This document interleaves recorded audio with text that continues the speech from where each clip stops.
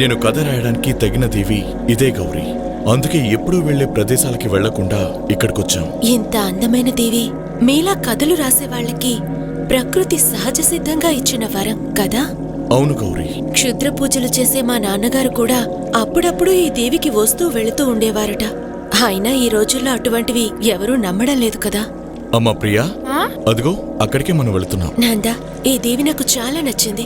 నేనిక్కడికి రావడానికి ఇంకో కారణం కూడా ఉంది.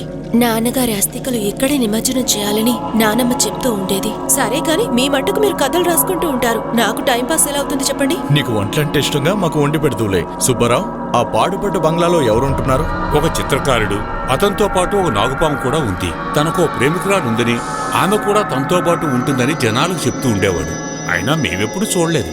మీలాంటి గెస్ట్ వచ్చినప్పుడే ఆ ఒడ్డుకి వెళ్తూ ఉంటాం. అమ్మా ప్రియా, చాలా టైం అయింది, పడుకుందాం.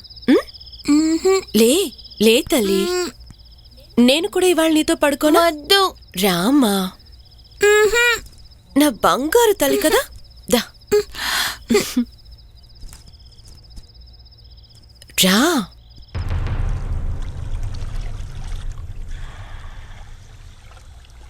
నాకొద్దు. కొంచెం తీసుకో. వద్దమ్మా. సరే పడుకో. నేను కూడా నీతో పడుకోనా? వద్దు, నువ్వు వెళ్ళి పడుకో.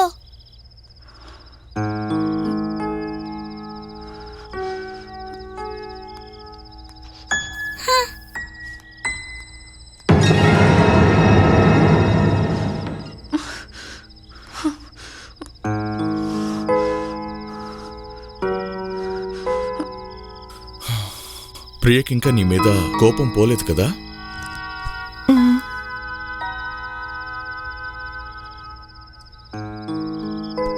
తనని ఉన్నట్టుండి హాస్టల్ నుంచి తీసుకొచ్చామన్నావు కదా, అందుకే నీ మీద అంత కోపంగా ఉంది. నీకు తన మీద ఉన్న ప్రేమని తను అర్థం చేసుకోవడానికి కాస్త టైం పడుతుంది. ప్రియ త్వరలోనే ఈ వాతావరణానికి అలవాటు పడుతుందిలే. నువ్వంతగా బాధపడకు. ఈరోజు తనతో నేను పడుకుంటానన్నాను, కానీ అందుకది ఒప్పుకోలేదు. అదే నా బాధ.